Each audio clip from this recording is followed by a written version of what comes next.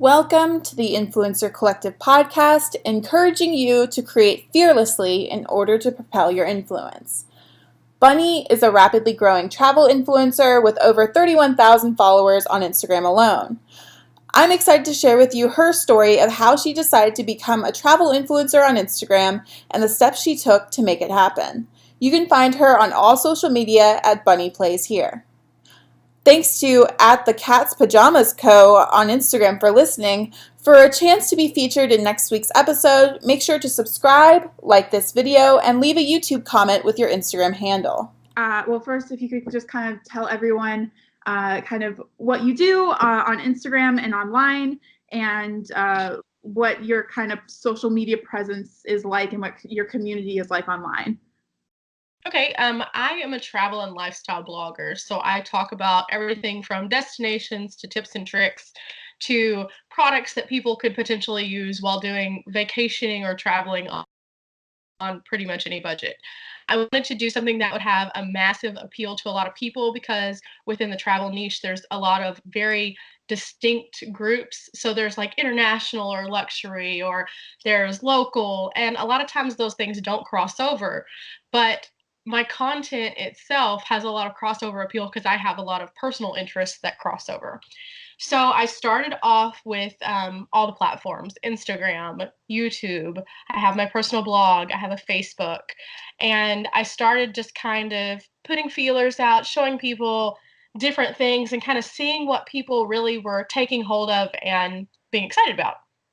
In doing that, I found that Instagram is a great platform because you can literally post something every single day or once a week, and you're going to have a different audience see it almost every single time that you post based on when you post, what hashtags that you use. So it gives you a lot of opportunities for your brand to expand, which is pretty cool. So I've seen that my brand has expanded from the people that I know who are interested in the fact that I decided I wanted to go camping to people all over the world who are interested in everything from really awesome graphic images to products that I use for things that I think are just really simplistic, but for a new person who's getting into travel, it's not something that they might know. So it's helped me to reach out to a lot of people that way and give me a platform to speak to people. And I loved what you said earlier before we started recording about, and I was like, oh my gosh, like, I need you to say this on the podcast, because you talked about how when you started, and I guess you still do post a lot of content in a lot of different places. Like, you've got your YouTube channel, your Instagram, your website. And I thought what you said about kind of trying out your content in all these platforms and seeing where your audience was, kind of finding your community by trying out different things. I thought that was really cool and smart. Yeah, I found that like by doing the different things, people are all very different in how they absorb information. So there are some people who are very visual and they like that immediate stimulation of seeing an image, and there's other people who have a short attention span, so they need to see something that they can scroll through really quickly. They have other people who want to get more in depth and detail, so they like to read and really research things. And then people who like to watch, it speaks to a lot of the generation that we are starting to evolve into. If you'll notice, like kids before, we used to go outside and we could play with cardboard box and be perfectly happy and whatever. But now kids have to have that immediate flashing image in front of them before they can actually sit down and focus. And so it's interesting because with my brand, I have people from all these age demographics who kind of tune in, and I have to appeal to all of them. So I have the quick and in your face, and then I have the wait, sit back and chill and research a little bit more stuff, because it really is interesting to see how that's absorbed. Myself, whenever I'm researching for a trip or something, I've found that I use all these different cross platforms to find information because I do a lot of solo travel. So for me, traveling by myself, I want to know where I'm going, what I can expect when I get there. I need to know if there's any creepy crawlers that might attack me. I need to know how I need to dress, all of these things. So I try to look at my content as how my crazy, weird brain thinks of needing to know all this stuff, because I may have one person who is worried about if they should wear wear a sandal with a back or if they should wear a flip-flop. But if I can cover that for them, that answers that question, and it may not be anywhere else on the internet. So I try to approach things by thinking of all the outside the box thoughts and then put them in all these different strategic places so that people can see it. And if they really want that content, it's there for them, because there's nothing more frustrating than going on to like YouTube, for example, and typing in, oh, I want to go to the Grand Cayman Islands and I want to do this there. And then you look it up and it's great, Grand Cayman Islands, all these cool things, nothing about what you want to do. So if you can have that out there in some way, shape, or form, it helps somebody to figure it out and get a more complete picture. So that's kind of why I do all the weird placements.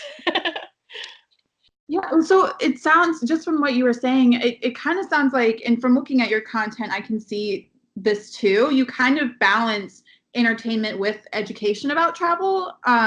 So is that something you do in an intentional way? Like you do that on purpose? I kind of just want people to experience it the way that I experience it. And I'm really zany and all over the place. And I've noticed that whenever I'm trying to just be super straightforward, this is education only, my personality still pops in there. And so it kind of comes across as like, okay, this is very kitsch, but oh well.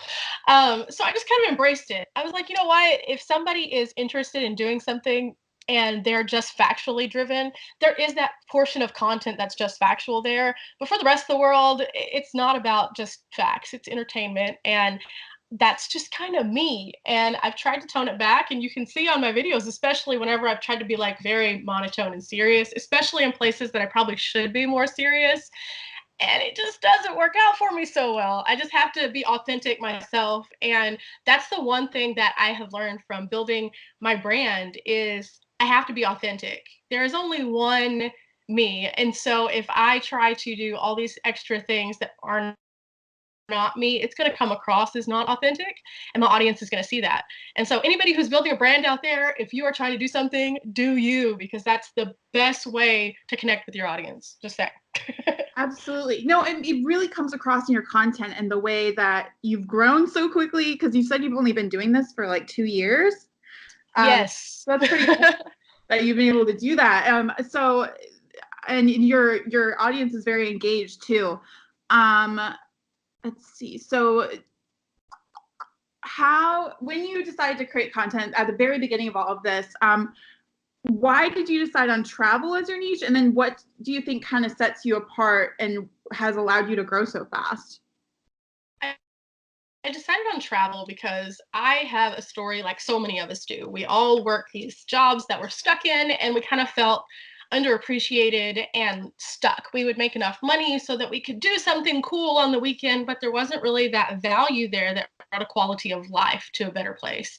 So I had this opportunity to kind of switch things completely up. A friend of mine gave me a job where I was going to get to travel, and I'd have to leave everything behind in order to do it. So I took a leap of faith, and it was a temporary job. It was only about 6 months, and I traveled every 2 weeks in a different city across the United States promoting for this company.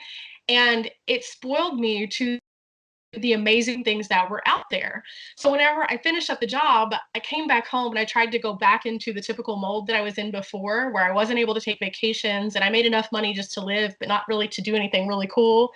And it became just such a burden, a place of stress. There wasn't anything good coming of it. So I made this decision for myself that I was going to do something that I was passionate about.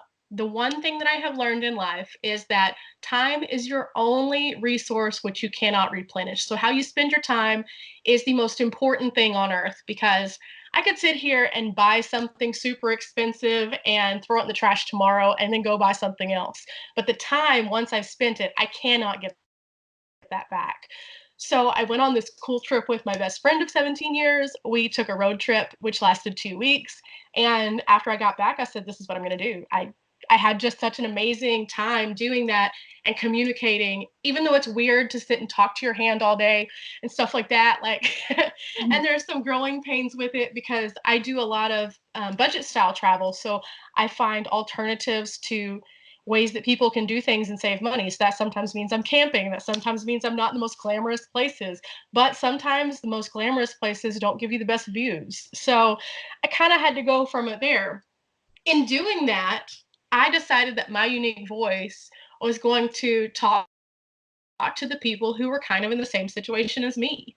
And along the way, I communicated with people what I was doing. And yeah, I got some crazy looks, and people were like, oh, okay, so you're one of those crazy people who just drives around and travels. Okay, how do you make money? Do you make money? And there were so many questions. But at the end of the day, those same people were checking out my content because they were genuinely interested, because it was something that they thought of, but they didn't know how to make it work. And so it gave me a voice to share those things. And that's kind of what made me just really say, okay, I'm going to figure this out. So I do graphic design, and I kind of do that on the side. I also have like a little Etsy shop, and I afford my little travels however I possibly can. And then I go, and it started to grow and catch. And whenever it started to get bigger and expand, it gave me opportunities to work with brands and to really start seeing some of that come to life. And it was hard work. I'm not going to pretend like it's super easy to just go out on a travel blog and look like I'm having a good time. All the downtime that I have is spent pretty much 24/7 glued to my trying to get content out and trying to plan my next steps and talking to brands and connecting with people and influencers. And it makes it completely worth it, though, whenever you get out and you're actually on those adventures and you're like, wow, I've worked so hard, but I work for myself. Yeah, absolutely. So, yeah. I think that's something a lot of people miss is you see all of the pretty pictures and you traveling and stuff, and I think this is true for a lot of people on Instagram. You kind of just see the end result, and you don't see all of the behind the scenes of you spending all these hours working to build something. So I think that's very true. Oh, just kind of an off-topic question, but you said earlier that you do a lot of solo travel. How do you logistically get pictures of yourself to put up in those situations? This is where creativity comes into play. No, whenever I first started out, it was really difficult because I couldn't figure it out, and I would set a self timer and I'd run out to some place and stuff, and those pictures probably never made it to the internet. Just saying. But after time, you start looking at things differently, kind of. You start framing things in your mind when it comes to how you want something to look, when it comes to a photo. And I think everybody does that, especially a content creator. But you want something to be a certain way, so you find creative ways to do it. So I have a variety of tripods, which are great, except for they're kind of bulky. So if I'm out in the middle of nowhere, it's really difficult. So my bag is a tripod. Sometimes I'm at the mercy of other people, which are really awesome. A lot of people look at me like I'm crazy because I'm like, oh my gosh, yes, this perfect stranger took this picture for me. And they're like, you weren't afraid they'd take off with your camera? I'm like, no, everybody's cool. Um, on for the most part, whenever you're in a lot of these places, people are all there for the same reasons, and it forms a line of communication with that person, and you get to have that personal bond then with that person, and you can exchange, hey, I'll take your picture, you take mine, cool, it works. So those have been some really good opportunities for me to network as well as have cool photos. But there's also been times where if I could take a picture of how I'm taking the picture, I think people would just be like, what is wrong with her? I've used twisty ties and hung my phone from a tree for one. It was awesome. The picture turned out great though. I've actually gone in and actually videoed and then had to cut out a frame for one of my photos because I loved the way it looked, but I hated the way my photo turned out. So, I mean, there's just all sorts of ways that you can get in there. And really, if you're creative and you're willing to think outside of the box, get a really great image no matter where you are. Now, there are things that will work against you. Wind is terrible for selfies, no matter what kind of platform that you're using. Like, terrible winds will knock everything over. But I mean, I have a good time trying to use the resourceful parts of my brain to figure that out and to come up with solutions, because some of the places that I've gone, it's been worth the struggle to get the picture. Right. Oh, and where are you from? I did not ask this in the beginning. I should have. I'm from Texas, so I'm born and bred in Texas. Lived here almost all my life with some variations where I skipped out and decided that I was going to go to a different state. Lived in Oklahoma for a few minutes, moved to Vegas last year for 4 months. That was kind of cool. Hiking there is amazing. But yeah, I'm from Texas, and even though I'm not here very often, but I still call it home. Okay, and so how kind of I'm interested in kind of the relationships you have with your online community and how things have changed in your life since bringing along all of these people into your travels. Kind of how an audience has added value to your life. The audience has added so much value because a lot of times, like I said, I'm all over the place, but there are certain things that I would never personally think of. So I always try to embrace my audience response whenever I'm creating content so that I can say, hey, this is something that I wouldn't necessarily want to do, but they want to know about it. So I need to know about it. So it pushes me to live kind of outside of my norms sometimes. A prime example of this, I have one, and I know it's silly to say one person because one person is just one person in a sea of people, but I have one person that I know who is obsessed with professional wrestling. Personally, I don't follow professional wrestling, but there is a professional wrestling hall of fame, and it's actually quite close to where I live, and I had no idea. I discovered this and I instantly thought of him because he is such a wrestling fan. And I thought to myself, I could sit here and say, no, I don't really want to go there because that's not really what I do. But he lives in a different state. There's no way that he can personally go to this place as quickly as I can. So I bit the bullet and I went, and it was actually really cool because you learn so much about something you had no interest in whatsoever. And it becomes something that you're just like, oh, I took away this from that and I learned something. So after that, I started taking all of these different snippets that people would give me and think, oh, I could go do this because they're interested in this. It's cool. So the more things that I kind of absorb from my audience as to their interests and things that they like, it's given me so much motivation to try a lot of different things. So now I've kind of adopted this whole do one thing that scares you thing. So it's not necessarily that's, oh my gosh, I'm scared, I'm running, I'm terrified, but it's something that's outside your norm and outside your bounds. And once you do that, you learn from every scenario. So it's pretty awesome.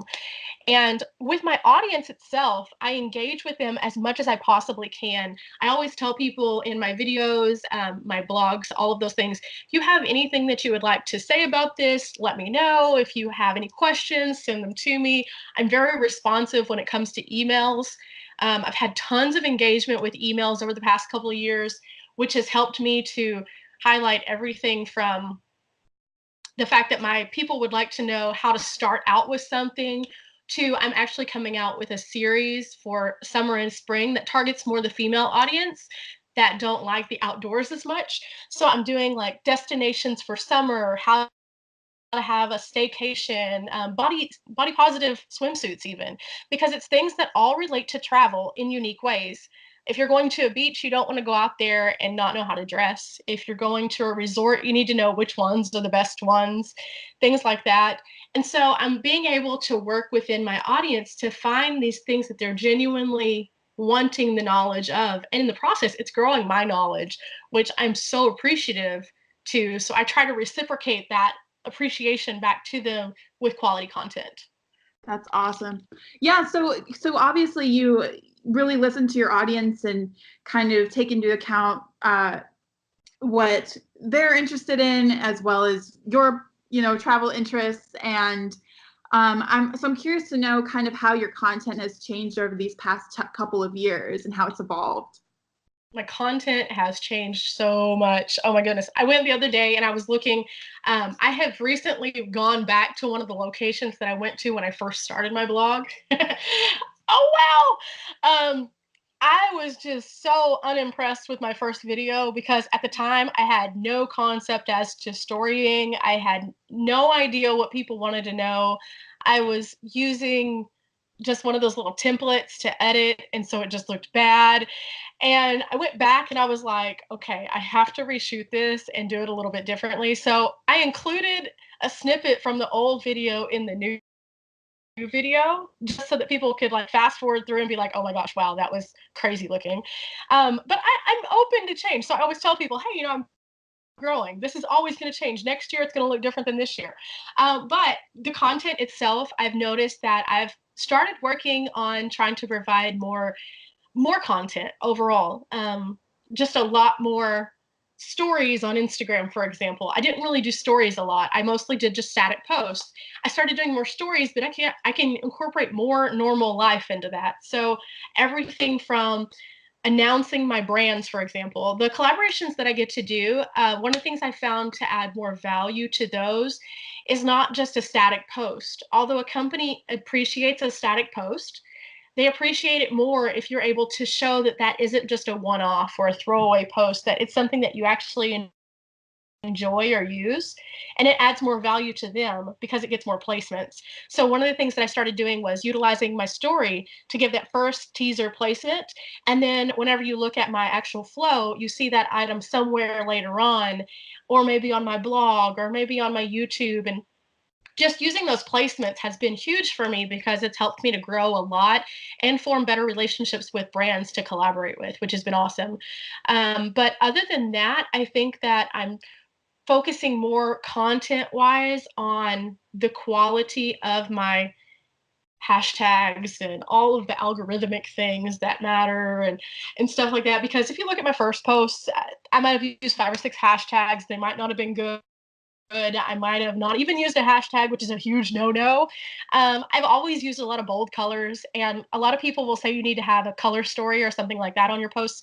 I don't necessarily believe in a color story myself because I feel like my colors that I use are expressive of, hey, this is me, and I'm kind of bright, I'm kind of bold, but I'm not going to just like limit myself to one look because I'm always growing and evolving.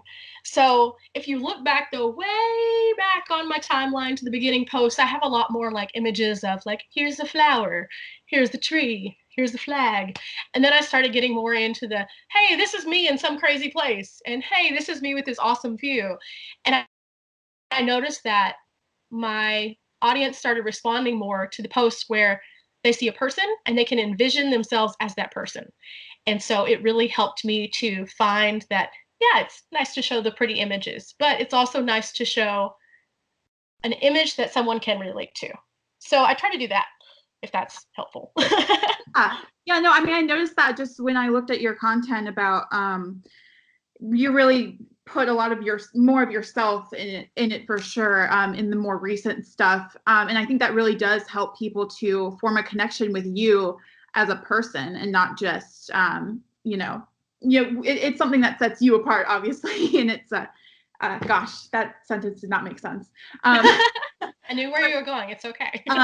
Yeah, like I think the evolution of your content from including more of yourself and more of your personality. And I think people do connect to photos where you have yourself in them on Instagram more so than shots without you a lot of times, just because you're forming a relationship with that person on Instagram. So I think that's cool.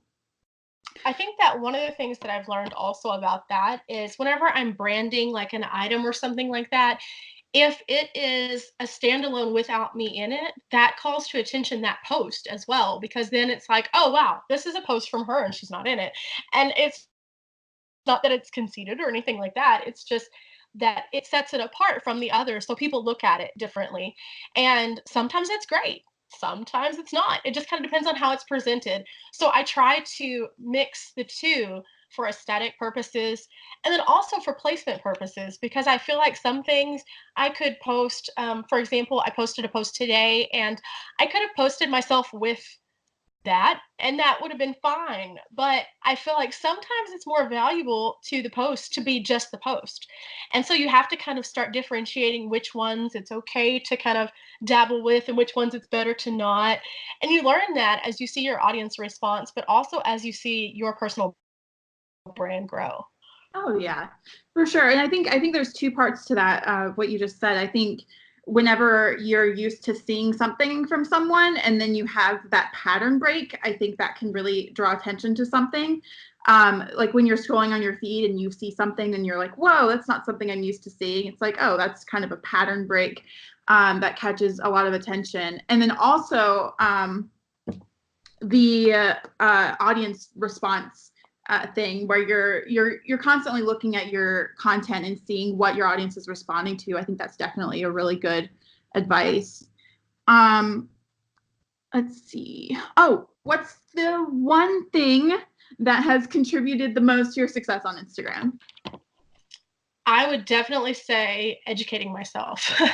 I am a nerd. When it comes down to it, I want to do what everybody else wants to do. I mean, we're all in it to do the same thing. We want to build up our platform so that we can have a voice and do cool stuff. At least that's what I do. I'm thinking that's what everybody else does. But my goal isn't so much necessarily to be like, oh my gosh, I'm rolling in the dough. And more so it's to give myself a voice to share my message. And so one of the things that I started really doing was research. And I can't say it enough. Research is huge in no matter what you do. Algorithms are crazy, and all of our social networks are built on algorithms. So understanding the concept of an algorithm in the first place is huge. And so I started really looking into that and talking to other influencers and talking to content creators from other platforms and things like that, and really learning the craft. Because if you're going to make this into something that you're passionate about, you have to kind of know what you're doing. You can't expect an accountant to do accounting for a major firm if they haven't gotten the correct education to do so. They're just going to get laughed off the face of the world. And it's the same thing. So I really started researching and learning more about how the algorithm works, how placement works, how time of day, demographic, hashtags, all the crazy things that we hear just swirling around in the world all the time, how they work. And then they do these things called updates, and it screws us all up and we have to start over again. But the one thing that's constant with doing anything and growing a brand is knowing that you're constantly going to have to be changing. You cannot be sitting still just expecting the results to keep yielding. You're going to have to keep putting in that work. So that's what I always do. I spend a couple hours a week at least watching videos about things that are completely not related to Instagram. And I know that sounds really weird, but I watch things that show me how people utilize their platforms to build their brand. And I think that's really important because there's days whenever you get online and you notice that you've lost 40 people, and that could be a devastating moment in your life because you're like, I worked so hard for those 40. Or you can sit there and be like, you know what? I started at 40 lower than I did yesterday. We got to work twice as hard today. So I think that watching people who have been successful in other genres and other niches and other platforms kind of really instills that work ethic into you, because it's something that you see isn't just Instagram. You have to step outside of your bubble sometimes because you can get so closed in. And if you watch things like one of my biggest things to watch is like people who have made it in like the music industry or in acting, because that's such a hard world to get into. And if you watch how they sat there and had 50 people tell them no and then just one person told them yes, you're like, okay, it's not the end of the world if this collaboration didn't work out today, because I have an opportunity to approach 50 more today and I can do this. Even if I just get one, I'm doing good. So, watching things that inspire you to be driven are very important for positive reinforcement. And then that research, the research on the algorithm, on how things work, talking to people who are in your same kind of thing, seeing what they feel uplifts them. It's been huge for my growth. Once I started doing that and really focusing on it, I saw expansive growth on my page, like stupid amounts of growth. I also started writing everything down, and I think that's important because a lot of times we write down like if we have a meeting or if we have a contact number, but we don't write down our raw data. And so every day, whenever I wake up, the first thing I do before I even get out of bed is I grab my planner and I write down my numbers for the day, and then I know where I need to go from there. So I think that's super important because you physically have accountability to that every single day. And if you're having a great day, it's going to be echoed in those numbers from the start of the day. And if you're having a day you're going to have to dig in, it's going to be echoed as well. If that makes any sense. The idea of looking at people outside of Instagram and in other career fields, specifically ones where it's very, very difficult to succeed, and kind of seeing how they are able to grow and overcome adversity and stuff. I think that's exactly the kind of stuff I want people to take away from this podcast, and like all, a lot of the stuff I do, because like I think that's so important to know that. It really is. And it's a source of inspiration. Yeah, it really is crazy how many people have started from absolutely nothing, just like everybody else. And then they've had this one bright moment, and that bright moment changed their lives. Yeah. It's really insane to see the people that we look up to so much as just like a whole. Most of the .coms, for example, or Google or Dell or all of them, they were all started in like random little places where nobody believed in them, and they were just in garages. And to see things like that, it's like, okay, but I'm not that smart. I've actually had people tell me that, and I'm just like, okay, but are you trying to create the next Microsoft? No, you don't have to be wired that way. You can be wired in this awesome, amazing, different way, and what you have in your little wiring is going to be a huge light bulb in some other world. It doesn't matter about your raw intelligence or your raw creativity. If you're in a path that aligns with how you're wired, you can be successful in anything. And another thing that people really get discouraged about is that they feel like there's just not enough room. It's already been done. There's enough room for us all to win. I don't know who decided that they needed to tell people that there's only one placement for somebody, but if you look at any major field, there are CEOs in every country, in every continent, in every place for companies. And a lot of those companies do exactly the same thing, but there's enough room for all those CEOs. So there's plenty of room for us to do what it is that we're really awesome at. And people need to realize that. More confidence in yourself, because you exude what you want the world to see. And if you put out that you're doubtful of yourself, collaborations aren't going to happen for you. Followers aren't going to believe in your brand. You just really have to believe in yourself and put it out there, because that is a huge thing. And you have to remember that even on your worst day, when you wake up and you look crazy and wonky and you're in your pajamas, that you still need to tackle your emails with confidence, as though you are on your best day, in your best makeup, in your best clothes. And that's going to shine through. Just don't give up. And I think your brand is a big indication of, you put out all these different types of content and all these different platforms.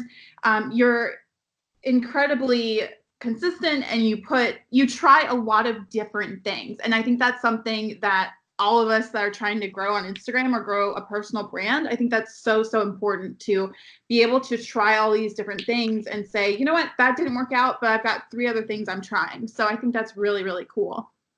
If you ever get a chance to go to Washington, D.C. to the Smithsonian's, you have to go to the Thomas Edison exhibit.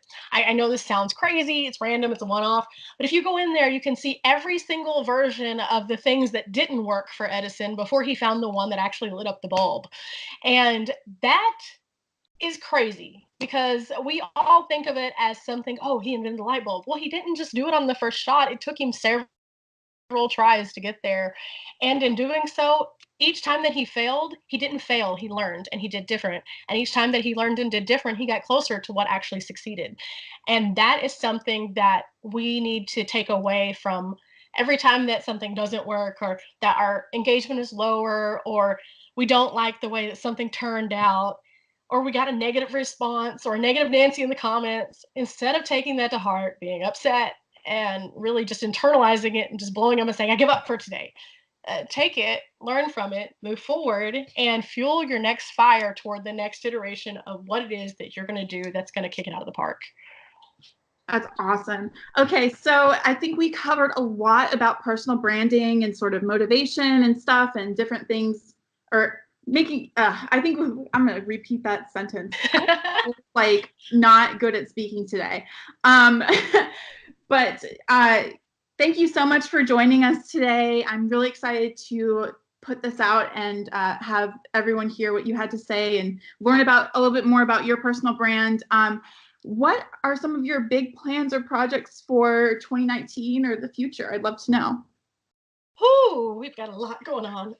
My goal, as much as I've traveled, I have never traveled internationally. So I'm hoping, crossing my fingers, that this year gets to be that year. And I really want to go to Thailand. I'm not sure if it's going to happen, but I'm speaking it to the universe and I'm going to try to make it happen with everything that I have. Just because Thailand just looks like the best place for me to start out doing that. I don't know why. It's just, I'm obsessed with it. Probably the food, just saying. But other than that, I have a lot of cool content collaborations coming up. I'm really trying to myself expand my brand because a lot of my content has been based on the budget side of travel and um, doing more like outdoorsy stuff, but I've had a lot more interest in, like I said before, the higher end travel as well. So I'm wanting to branch into that a little bit more and really start working with brands that kind of align with that so I can have a more complete image to showcase to people. I think that that's something that's really appealing to me because I think that that's that next step that my audience wants me to take. In addition to that, I'm planning to hit the road pretty soon and do just some random content because I've been sitting at home the longest I've been in a long time. And it's been very good for brand building, but I need that little touch of travel for a little bit. It's time to get back out there. That's really cool. Yeah. Well, I'm excited to see all the Thailand pictures. I'm ready for it. We're going to speak it into existence. Let's go. Thank you so much for listening to this episode of the podcast. Tune in next week for more practical, actionable steps for growing on Instagram.